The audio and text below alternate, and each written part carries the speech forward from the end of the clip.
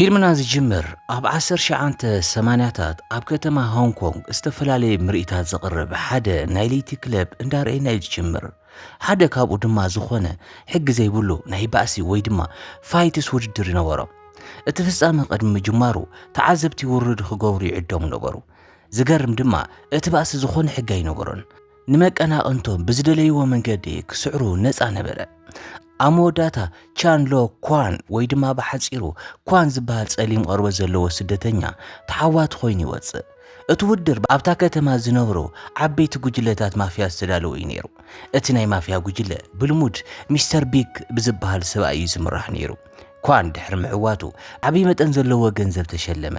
ግን ነት ገንዘብ قدم مقبالو مستر بيك ابتناي مافيا ጉጅለ ስራሕ አቅርበሉ اتزحزن جن كوان نهون كون كم ترازيغان منبار بزبل علامة زلزمزة نتي إمامة بونبو نزقو مدابو دما نت جنزب حدش من النت ويدما تاسيران معداك كتك أمولو نورو يهون بر مستر بيك أبيت صحفة دوكابيل ويدما اتتاسيرا زوصلو بيت صحفة ليلا سلزنورو أبزيكو حقوزو كم سخير قلصلو كم صبصبات انتخوينو أب نفسو كف عمد سساشح زي حقاوان سدتنياتات ناب هونغ كونغ يأتويو كوان دم حدا كاب آتم نبرا كاب زمز أتحيزو كاب عيني بوليس تحاويو استفلالي نايقول بسرح يا عيي نبرا دحر خلتا سومون تاسير أوسل استدالوه كوان كندقنا مس مستر بي كراخب تتصوع نابوانا بي صحفة مراحي اتما فيها دما توسدا جن كوان مس بصحة كم زتتالي تردو مستر بيك نتناي مافيا امامه بمنصاغو بحب قريل وسل زنبره نعون متقع وديت اواديد نبره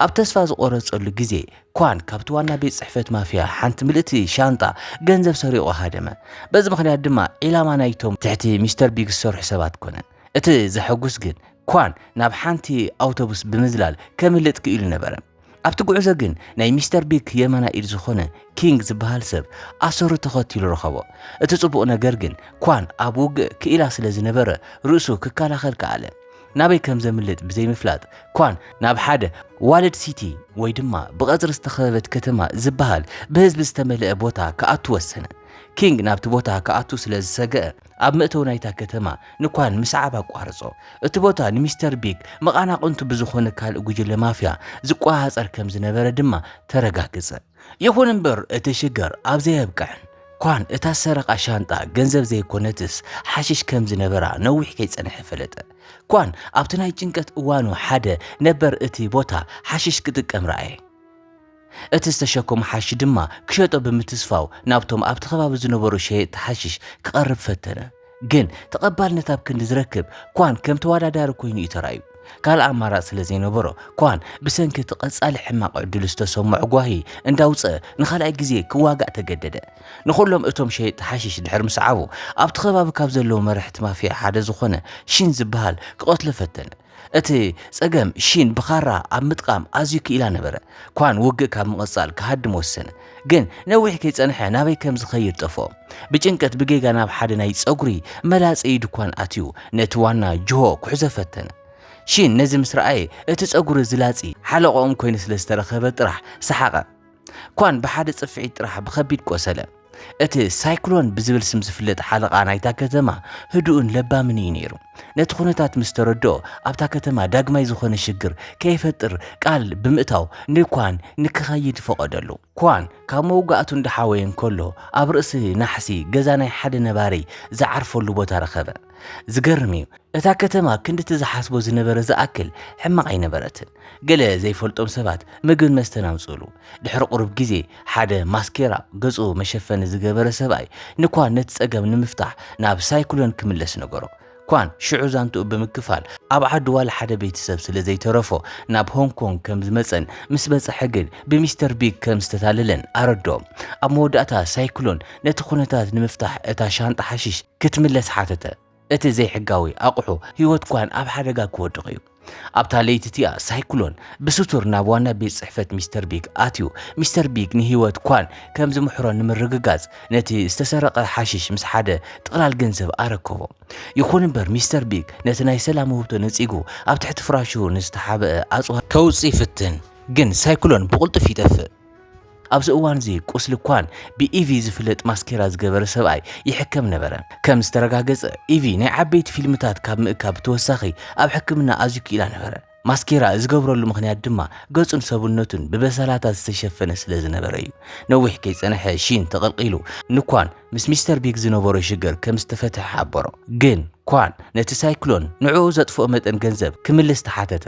ኣብታ ከተማ ወይ ድማ ዋልድ ሲቲ ዝኾነ ሰብ ክሰርሕ ፍቃደኛ ክሳብ ዝኾነ ገንዘብ ክረክብ ስለ ዝኽእል ክሻቀል ከም ዘይብሉ ኢቪ ያረጋግጸሉ ካብታ ግዜቲኣ ንድሓር ኳን ህይወቱ ኣብታ ከተማ ክቕጽል ወሰነ ብናይ ኢቪ ምሕጽንታ ድማ ኣብ ሓደ ናይ ስጋ ድኳን ስራሕ ረኸበ ኣብ መጀመርታ ክሎም ደኳ እንተተሸገረ ኣብ መወዳእታ ግን ኩሉ እቲ ዝተዋሃበ ዕማም ብዓወት ፈጽሞ ኳን ብትጋት ሰሪሑ ንሓድሽ መንነት ዝኸውን ገንዘብ ንምእካብ ብዝብል ዕላማ ምግቢ ምብጻሕን ናይ ጋዝ ሲሊንደራት ምምላስን ሓዊሱ ካልእ ሓያሎ ስራሕቲ እውን ሰሪሑ እዩ ወጻኢታት ንምንካይ ኣብ ናሕሲ ኣባይቲ ይድቅስን ኣብ ህዝባዊ ቦታታት ድማ ይሕጸብን ነበረ እዚ ጻዕራም ስርሑ ንሳይክሎን ስሒብዎ ብትግሃቱ ብስቱር ድማ ኣድኒቕዎ ናብ ድራር ይዕድሞ ንመጀመርታ ግዜ ኳን ብምግቢ ሩዝን ስጋን ተሓጎሰ እንዳበልዑ ከለው ሳይክሎን ንኳን ብዛዕባ ሕልፍ ህይወቱ ብፍላይ ድማ ስለምንታይ ሓድሽ መንነት ንምርካብ ይፍትን ከም ዘሎ ክሓቶ ጀመረ ኳን ብቕንዕና ብምምላስ ዋላ ሓደ ቤተሰብ ከም ዘይብሉን ብሓድሽ ንምጅማር ናብ ሆንግ ኮንግ መጺኡ ግን ብሚስተር ቢግ ከም ዝተታለለ ገለጸሉ ሳይክሎን ንኳን ናይ ሆንግ ኮንግ መንነት ንክረክብ ንምሕጋዝ ኳን ተኣበየ ከም መርአያ ደገፍ ግን ኣብ ማእኸል ሆንግ ኮንግ ብናፃ ንምንባር ዘኽእሎ እኹል ገንዘብ ክሳብ ዝእክብ ብሰላም ክዓርፈሉ ዝኽእል መዕረፍ ቦታ ሃቦ ድሕሪ ሒደት ሰሙናት ኳን ናብ ሓደ ኣባይቲ ምንዝርና ጋዝ ንክወስድ ተኣዘዘ እቲ ዝገርም ድማ ኣብኡ ሓደ ንእሽቶ ወዲ ረኸበ ንሱ ድማ ኣብቲ ናይ ስጋ ድኳን ክሰርሕ እንከሎ ዝሕግዞ ዝነበረ ኤፍቢ ምዃኑ ኣለለዮ ኣደ ኤፍቢ ኣመንዝራ ከም ዝኾነትን ክልቲኦም ወለዱ ድማ ወልፈሓሽ ከም ዘለዎምን ተረጋገፀ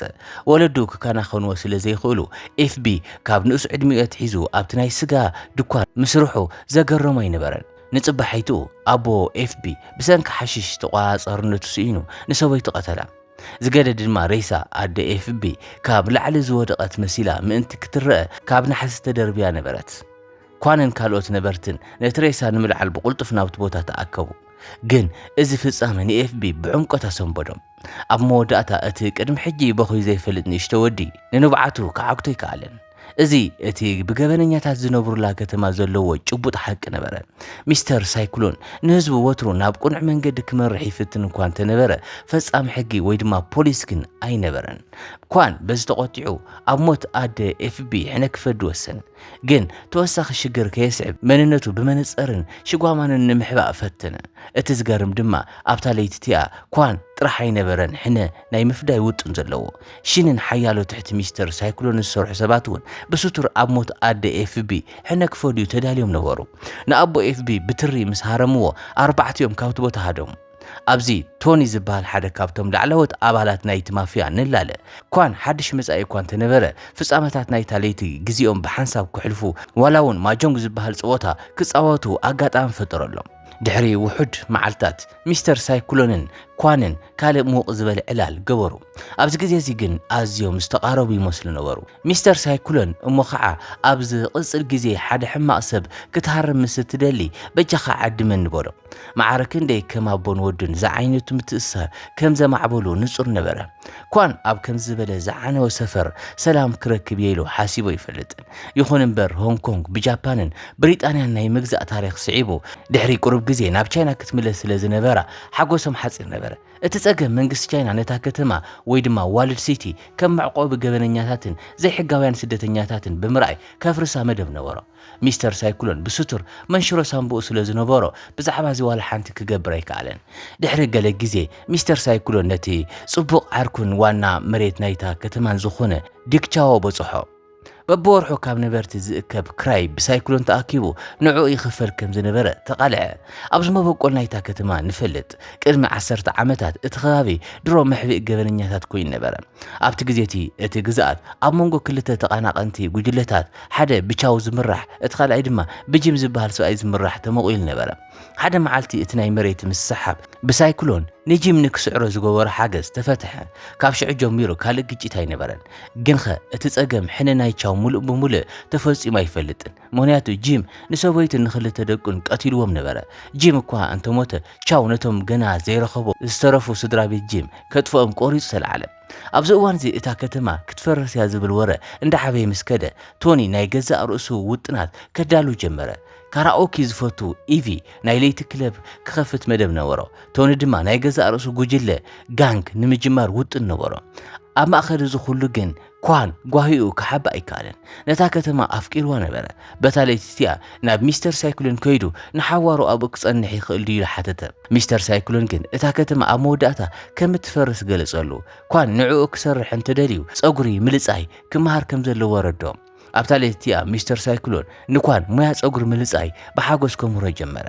ኣብዚ ግዜ እዚ ሚስተር ቻው መንነት ወዲ ጂም ፈለጠ ነዚ ንምብዓል ድማ ንኹሉ ምዕርኽቱ ናብ ድራር ዓደሙ እቶም ኣርባዕተ ብጾቱን ናብቲ ጽምብልቲ ዓዲሞም ነበሩ ይኹን እምበር ብዛዕባ ኣኺባ ዘይዕግብ ነገር ነበረ ካብ መጀመርታ ሚስተር ሳይክሎን ጓሂ ይረኣይ ነበረ ቻው መንነት ወዲ ጂም ከም ዝረኸበ ምስ ፈለጠ ሳይክሎንን ጂምን ሓደ እዋን ጥቡቃት ይዕርኽ ከም ዝነበሩ ንጹር ኮነ ብሓቂ ድማ ጂም ሳይክሎን ናይ ጸጉር መላጽ ይስርሑ ክጅምር እንከሎ ካብቶም ቀዳመት ዓማዊል ሓደ ነበረ ክሳብ ክንዲዚ ብኸመይ ከም ዝተቃረቡ ንጹር ኣይኮነን ኣብ መወዳእታ ግን ጸላእት ክኾኑ ተገደዱ ኣብታ ዓብዩ ግእዝ ተኻየደላ ለይቲ ሳይክሎንን ጂምን ነንሕድሕዶም ክቃተሉ ኣይደለዩን ነይሮም ውግኦም ቅድሚ ቅጻሎም ጂም እንተተዓዊቱ ነቲ ናይ ሳይክሎን ናይ ጸጉሪ መላጻይነት ሕልሚ ከም ዝቕጽሎ ቃል ተኣታተው ሳይክሎን ተተዓዊቱ ድሕነት ሰበይትን ወላድን ጂም ከረጋግጹ ነይሩ እቲ ቃል ኪዳኖም ኣብ መወዳእታ ሳይክሎን ተዓወተ ነቲ ዝኣተወ ቃል ድማ ሓለወ ብድሕሪ ጂም ንሳይክሎን ከም ኣቦ ክርስትና ወዱ ኣፍልጦ ሂብዎ ነበረ እቲ ድግስ ምስተዛዘመ ሚስተር ታይገር ንቶኒ ወዲ ጂም ክረክብ ክሕግዞ ነገሮ ትርኢቱ ከመይ ከም ዝመስል ኣይፈልጡን ነይሮም ስሙ ግን ኳን ቻን ከም ዝኾነ ይፈልጡ ነበሩ ቶኒ ብድንጋጸ ብኡንብኡ ንሽን ሓበሮ ብሰንኪ ዝምሽጥር እዚ ሳይክሎን ድሕሪ ሕጂ ኣይተሓበን ኳን እንኮ ወዲ ጂም ነበረ ኣብዚ እዋን እዚ መንግስቲ ሆንግ ኮንግ ነታ ከተማ ዘፍርሱሉ መንገድታት ክደሊ ጀሚሩ ነበረ ነቶም ኣብኡ ዝቋሃፀሩ ዝነበሩ ማፍያታት ኣብ ትሕቲ ቀይዲ ንምእታው ሓገዝ ሚስተር ቢግ ደልዩ ነበረ ኣብ ክንድኡ ካሕሳናይቲ መሬት ምስ ተኸፈለ ሚስተር ቢግ ነቲ ገንዘብ ክረክብ እዩ ሚስተር ቢግ በቲ ስምምዕ መሰረት ተሰማምዐ ንጽባሒቱ ንጎ ሚስተር ቢግ ነቲ ዝደልዩ ዝነበረ ሰብ ሰነዳትን ስእልታትን ንምሃብ ናብ ቻው በጽሐ ሽዑ እዩ ድማ ቻው ኳን እታ እዛ ሓለፈት ለይቲ ዝተራኸቡ መንእሰይ ምዃኑ ዝተረድኦ ኳን ህይወቱ ኣብ ሓደጋ ከም ዘሎ ገና ከይፈለጠ ቅድሚኡ ብዝነበረት ለይቲ ብዝሰተዮ መስተ ተደናዚዙ ነበረ ሽንን ቶንን ንኳን ካብ ሆንግ ኮንግ ክሃድም ብምጉታት ኣቑሑቱ ብኡንብኡ ክእክቡ ጀመሩ ርግጽኡ ኳን እንታይ ይኸውን ከም ዘሎ ምስ ተረድኦ ኣበየ ኣቡኡ መን ምዃኑ ኣይፈልጥን ነይሩ ይኹን እምበር ሚስተር ሳይክሎን ካልእ ኣማራፂ ኣይነበሮን ንጽባሒቱ ኳን ከምልጥ ክብል ቻውን ሚስተር ታይገርን ምስ ሓያሎ ትሕትዮም ዝሰርሑ ሰባትን ናብቲ ቦታ በጽሑ ዝኾነ ግዜ ከየጥፉ ኣብቲ ቦታ ክቐትልዎ መደቡ ኣብቲ መስርሕ ሳይክሎን ንትሕቲኡ ዝሰርሑ ጣልቃ ከይኣቱ ኣዘዞም በዚ ድማ ኳን ካብ ኩሉ ሸነኽ መጥቃዕቲ ወረዶ ይኹን እምበር ነቲ ዝበጽሖ ዝነበረ መጥቃዕቲ ክቃወሙ ክኢሉ ኣብ መወዳእታ ሚስተር ታይገርን ሰባትን ብኳን ምስ ተሰዓሩ ሚስተር ቻው ብዘይካ ጣልቃ ምእታው ካልእ ኣማራፂ ኣይነበረን ከምቲ ኣብ ሆንግ ኮንግ ዝሓየለ ሓለቓ ማፍያ ብምዃኑ ንኳን ብኸቢድ ዘቑስል ሓደገኛ መጥቃዕቲ ከውርድ ክኢሉ ይኹን እምበር ዕድመ ክከሓድ ኣይክእልን ጸዓት ሚስተር ቻው ክውዳእ ምስ ጀመረ ኳን ሕነ ናይ ምፍዳይ ኣጋጣሚ ረኸበ ግን ቻው ኢዱ ንምሃብ ስለ ዝኣበየ ኳን ንዕኡ ክቆትሎ ቆሪጹ ነበረ እዚ ስጉምቲ እዚ ግን ሚስተር ሳይክሎን ንኳን ምስ ሃረሞ ተቋረጸ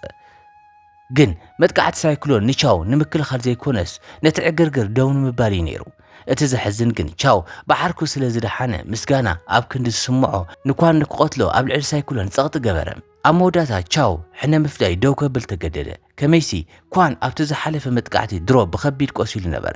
ግን ቻው ብዘይ ጉድኣት ክወፅእ ስለ ዝተፈቐደሉ ከመስግን ኣብ ክንዲ ዝግባእ ብኡንብኡ ሓገዝ ሚስተር ቢግ ክደሊ ኸደ ኣብቲ ቦታ ምስ በጽሐ ድማ ኪንግ ዝበሃል ሰብ ተቐበሎ ንሱ ድማ ብትዕቢት ንኹሉ ጉዳያት ሚስተር ቢግ ስለ ዝኣልዮ ቻው ብዛዕባ ዝኾነ ነገር ምስኡ ክዘራረብ ከም ዝኽእል ተዛረበ ድሕሪ ቁሩብ ግዜ ሚስተር ቢግ መጸ ቻው ሚስተር ቢግን ሰባቱን ሕነ ክፈዲ ክሳብ ዝሓገዝዎ ዝኾነ ዋጋ ክኸፍል ፍቃደኛ ምዃኑ ገለጸ ኣብ ስምምዕ ድማ በጽሑ ኣብዚ ግዜ እዚ ቁስሊ ኳን ብኢቪ ሕከም ነበረ ይኹን እምበር ኳን ብብርቱዕ ደሙ ምፍሳስ ስለ ዝቐጸለ ናብ ሆስፒታል ክውሰድ ነበሮ ልዕሊ ኩሉ ድማ ቻው ንዕኡ ክቐትል ምምላሱ ስለ ዘይተርፍ ካብታ ከተማ ክወፅእ የድልዮ ነበረ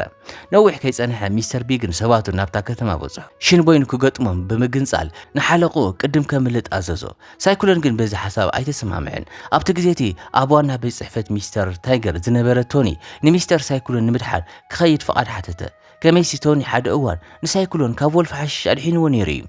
ኣብዚ እዋን እዚ ሚስተር ቢግ ኣብቲ ከባቢ ዘሎ ኩሉ መሬትን ህንጻታትን ድሕሪ ሕጂ መንበሪ ክኸውን ከም ዘይኽእል ኣፍለጦ ምኽንያቱ ቻው እቲ ሕጊ ዋና ምውካይ ደው ኣቢልዎ ኣሎ ሳይክሎን እዚ ክኸውን እንተዘይደልዩ ኣብ ክንድኡ ህይወት ኳን ክስውእ ነበሮ ሚስተር ሳይክሎን ግዜ ንምግዛእ ብምፍታን ኳን ካብታ ከተማ ንኸምልጥ ንምሕጋዝ ተስፋ ብምግባር ምስ ጸላእቱ ዕላል ጀመረ ግን ኣብ መወዳእታ ኩሉ ውጥናቶም ተቓልዐ ኣብ መንጎቶም ማፍያታት ድማ ውግእ ጀመረ ሽንን ኢቭን ንኳን ካብታ ከተማ ከውፅዎ ፈተኑ ኣብ እዋን ህድማ ድማ ኪንግ ብድንገት ተቐላቒሉ ጸሊም ጥበብ ከም ዘመልኽ ዘርኢ ናይ ሽንካራ ኣብ ልዕሊኡ ዋላ ሓንቲ ጉድኣት ከም ዘየስዕብ ገበረ ኣብዚ ግዜ እዚ ሳይክሎን ሚስተር ቢግን ውግእ ቀጸሉ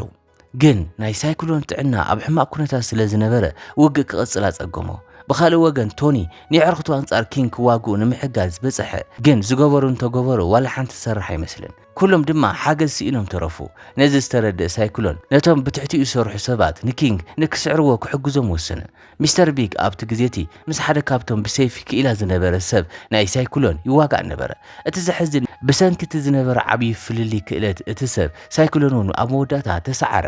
ኣብ ናይ መወዳእታ ደቂቓታት ሚስተር ሳይክሎን ንሚስተር ቢግን ኪንግን ኣብ ሓደ ግዜ ክገጥሞም ተገደደ እዚ ድማ ነቲ ሕማሙ ኣጋድዶ ሳይክሎን ኣብ ናይ መወዳእታ ትንፋስ ንኪንግን ሚስተር ቢግን ኣብ ሓደ ድኳን ብምእሳር ኢቪ ሽንን ቶኒን ንኳን ብድሓን ካብታ ከተማ ከውፅዎ ብምግባር ንርእሱ ሰወ ዋላ ሓደ ካብኣቶም ብውሳነ ሳይክሎን እንተዘይተሰማምዐ ካብ ምስዓብ ካልእ ኣማራፂ ኣይነበሮን ሽን መስዋዕቱ ኮንቱ ካብ ዝኸውን ብቕልጡፍ ንኳን ተሰኪሙ ካብታ ከተማ ውፅኦ እቶም ነበርቲ ንፖሊስ ሓገዝ ምእንቲ ክጽውዑ ኣብ ወሰን መንገዲ ኣቐመጥዎ ይኹን እምበር ፖሊስ ክሳብ ዝመጽእ ሽንን ብጾትን ምስቶም ንኳን ብዘይ ዕርፍቲ ዝሃድንዎ ዝነበሩ ሰባት ሚስተር ቢግ ግና ክገጥሙ ነበሮም ኣብ መወዳእታ ኳን ብፖሊስ ተወሰደ ንጽባሒቱ ሚስተር ቻው ምስ ሚስተር ቢግ ዝገበሮ ስምምዕ ንምርካብ ናብታ ከተማ መጸ ግን ኣብቲ ቦታ ምስ በጽሐ ከም ዝተጠለመ ምስ ኣረጋገጸ ካብ መጀመርታ ሚስተር ቢግን ኪንግን ብስቱር ዋንነት ናይታ ከተማ ክወስዱ መደብ ነይርዎም እዩ ኪንግ ሰለስተ ዋናታት መሬት ማለት እቶም ዕላውያን ዋናታት ናይቶም ኣብቲ ከባቢ ዘለዉ ኣባይትን ህንጻታትን ከምጽእ ክኢሉ ኣብ መወዳእታ ኩሎም ንብረቶም ከረብክቡ ወይ ድማ ሞት ክገጥሙ ተገደዱ እቲ ዝገርም ግን ሚስተር ቢግ ኪንግ ስልጣኑ ክወስድ ከም ዝጀመረ ተሰምዖ ኪንግ ነዞም ውጥናት ንዕኡ ንሚስተር ቢግ ከየማኸረ ይፍጽሞም ነበረ ሚስተር ቢግ ግን ብሰንኪ እቲ ቀዳማይ መዓልቲ ካብ ሳይክሎን ዝወረዶ መጥቃዕቲ ጥዕኑ እንዳንቆልቆለ ስለ ዝመጸ ብዛዕባኡ ብዝያዳ ክሓስብ ኣይደለየን ኣብዚ ግዜ እዚ ኪንግ ንተኣማንነቱ ክብሪ ሂብዎ ንዘይፈልጥ ሚስተር ቢግ ብስቱር ቅር ኢልዎ ነበረ ኣብታ ለይቲኣ ኪንግ ዕልዋ ክገብር ወሰነ ካብታ ደቂቓቲኣ ጀሚሩ ኪንግ ንቦታ ሚስተር ቢግ ከም መራሒ ወሰዶ ኪንግ ነቲ ውድብ ኣብ ምምሕዳር ኣዝዩ ክኢላ ተባሂሉ ስለ ዝግመት ዋላ ሓደ ንውሳንኡ ክቃወም ዝደፈረ ሰብ ኣይነበረን ድሕሪ ገለ ግዜ ኳን ዘይሕጋዊ ስደተኛ ብምዃኑ ብፖሊስ ተታሒዙ ዝነበረ ኣብ ሆንግ ኮንግ ከም ዝተወለደ ድሕሪ ምርጋጹ ተፈትሐ ኣብ መወዳእታ ሓንቲ ሳንቲም ከየውፅእ ነቲ ነዊሕ ግዜ ዝደልዮ ዝነበረ መንነት ረኸቦ ምስ ፖሊስ ዝነበረ ኩሉ ሽግራት ምስ ተፈትሐ ኳን ነቶም ሰለስተ ብጾት ንምድላይ ናብ ዋና ቤት ጽሕፈት ሚስተር ታይገር ከደ ኣብ መጀመርታ ኳን ከኣቱ ተኸልኺሉ ነበረ ግንኸ ሕነሞት ሳይክሎን ክፈዲ ምስ ተማሕፀነ ሚስተር ታይገር ኳን ዝደልዮ ዝነበረ ሓበሬታ ሃቦ ከም ዝተረጋገጸ ኢቪ ቶኒን ሽንን ሕጂ ኣብ ገምገም ባሕሪ ይነብሩ ነበሩ ድሕሪ እቲ ቅድሚኡ ዝነበረ ውግእ ሕነ ክፈዲ ክመጽእ ብዝብል ፍርሒ ኣድራሾም ተሓቢኡ ነበረ ልክዕ ከምቲ ናይ ቀደም ግዜ ምስ ተራኸቡ ነታ ለይቲ ማጆንግ እንዳተጻወቱ ሕልፍዋ እቲ ኩነታት ብርቱዕ ጭንቀት ዝመልኦ እኳ እንተነበረ ነቲ ዝረኸቡ ሓፂር ግዜ ግን ብሓጎስ ሕልፍዎ ይኹን እምበር ንጎ ምስ ኮነ ኳን ብስቕታ ጠንጢንዎም ከደ ሕነሞት ሳይክሎን ንምፍዳይ ቅድሚ ኻዱ ብናይ ገዛእ ርእሱ መንገዲ ምስ ዕርኽቱ ክፋነወሎም ዝደልየ ይመስል ነበረ ዕርኽቱ ንህይወቱ ንምድሓን ብትሪ ከም ዝተዋግኡ ተገንዚቡ ካብዘን ላዕሊ ጾር ክኾኖም ኣይደለየን ኣብታ ለይቲኣ ሰባት ኪንግ 1 ዓመት ናይ ቻይና እንዳብዕላ ብዘናግዕሉ ዝነበረ ግዜ ሃንደበት ደበና ትክራዩ ኳን ነቲ ትኪ ናይ ጸላእቱ ምርኣይ ንምዕዋር ተጠቒሙሉ ከም ዝነበረ ተረጋገጸ ካብኡ ብሃንደበታዊ መጥቃዕቲ በብሓደ ከውድቖም ጀመረ ኣብ እዋን እቲ ውግእ ኳን ባዕሉ ብዝሰርሖ ኣጽዋር ተጠቒሙ ዳርጋ ንኹሎም ሰባት ኪንግ ቀተሎም ግን በዝሖም ብዙሕ ስለ ዝነበረ ኳን ኣብ መወዳእታ ክሽገር ጀመረ እቲ ዝሐጉስ ነዊሕ ከይጸንሐ የዕርኽቱ ንኽሕግዝዎ ኣብቲ ቦታ በጽሑ ሺን ኢቭን ቶንን ኣብዚ ውግእ ህይወቶም ንምውፋይ ድልዋት ነበሩ እቲ ዝሕዝን ግን ኪንግ ሽጉጥ ምስ ኣውፅአ ጻዕርታቶም ብሃንደበት ደው በለ ብዘይ ገለ ተገዳስነት ስለ ዝተኰሰ እቶም ካልኦት ብፍርሒ ክሃድሙ ጀመሩ ኪንግ ኣብ ልዕሊ እኳን ዓሚቕ ቅርታ ከም ዝነበረን ናበይ እኳን ተኸደ ንዕኡ ክሃድን ቆሪጹ ከም ዝነበረን ንጹር ነበረ ኣብዚ ግዜ ሺን ቶኒን ኢቭን ነቶም መወዳእታ ዘይብሎም ዝመስሉ ሰባት ኪንግ ብምውዳቕ ትሑዛት ነበሩ እቲ ጽቡቕ ዕድል ናይ ውግእ ክእለቶም ካብ ማእኸላይ ንላዕሊ ነበረ ንኹሎም እቶም ጸላእቲ ክሳብ ዝስዕርዎም ድማ ነዊሕ ግዜ ኣይወሰደሎምን ብቕልጡፍ ናብቲ ምስ ኪንግ እቲ ናይ ጸሊም ክንግፉ ክኢላ ይቃለስ ዝነበረ እኳን ጎየዩ ኢቭን ኳነን ብኪንግ ብዘይ ምሕረት ይቕጥቆጡ ነበሩ መጥቃዕቶም ዋላ ሓንቲ ጉድኣት ዘውርድ ኣይመስልን ነበረ ይኹን እምበር ቶንን ሺንን በፂሖም እስትራቴጂ ክሕንፅፁ ጀመሩ ቀስ ብቀስ ኣርባዕትዮም እዳው ንእጋርን ኪንግ ከኣስርዎ ስለ ዝኸኣሉ ነቲ ጸሊም ጥበቡ ንኸይጥቀም ከልከልዎ ኣብ መወዳእታ ግን ኩሎም ብሓይሊ ተሃሪሞም ኪንግን ኣብቲ ውግእ ንኣሽቱ ቁስሊ ጥራሕ የጋጢሙ ኣብ መወዳእታ ግን ሺን ንኪንግ ካብ ሓደ ልዑል ቦታ ንምድፋእ ንምፍታን ርእሱ ክስውእ ፈትነ ልክዕ ከምኡ ምስ ገበረ ኳን እውን ርእሱ ክስውእ ጎየ ሰይፊ ሒዙ ዝነበረ ኪንግ ድማ ብዘይ ዕርፍቲ ነታ ሰይፊ ወዛወዛ እቲ ዘሐጉስ ኳን መጥቃዕቲ ኪንግ ብኣንጻሩ ብምጥቃም ንኪንግ ነቲ ዝተሰበረ ሸነኻት ናይታ ሰይፊ ክውሕጦ ገደዶ በቲ መጥቃዕቲ ምኽንያት ኪንግ ነቲ ጸሊም ሓይሉ ናይ ምጥቃም ዓቕሙ ሰኣነ ኳነን የዕርኽቱን ብእንብኡ ነዚ ግዜ እዚ ተጠቒሞም ተኸታታሊ ሓያል መጥቃዕቲ ፈነውሉ ኣብ መወዳእታ ድማ ሕነ ሞት ሳይኩለን ፈደዩ ድሕሪኡ ነቲ ንሓያሎ መዓልትታት ኣብ ሓፂን ገረብ ተሓይሩ ኣብ ኣፍ ደገ ሞት ዝነበረ ሚስተር ቻው ከድሕንዎ ኸዱ ኳን እቲ ግጭት ከብቅዕ ጥራሕ ስለ ዝደለየ ዋላ ሓንቲ ቅርታ ኣይነበረን ኣብ መወዳእታ ድሕሪ ውሕዳት መዓልትታት እቶም ኣርባዕተ ብጾት ካብ ናሕሲ ናይታ ከተማ ብትርኢት ሆንግ ኮንግ ዳግማይ ክሐጉሱ ክኢሎም እዮም እታ ከተማ ኣብ ቀረባ ግዜ ኳን ተፈረሰት ኳን ግን ግድ ኣይነበረን ከምቲ ሚስተር ሳይክሎን ሓደ እዋን ዝበሎ ሰላም ከም ዝስምዖ ዝገበረቶ እታ ከተማ ዘይኮነትስ እቶም ኣብ ውሽጣ ዝነበሩ ሰባት እዮም ኳን ምስ ዕርኽቱ ክሳብ ዘሎ ወትሩ ሓጎስ ክረክብ እዩ በዚ ኩነታት ድማ እታ ፊልም ኣብ መወዳእታ ተወድአት እምበኣር ከስ ክቡራት ተኸታተልትና ናይ ሎም ፊልምና ነዚኣ ትመስል ነይራ ክሳብ ብኻሊእ ፊልም ረኸብ ድማ ሰናይ ቅርብ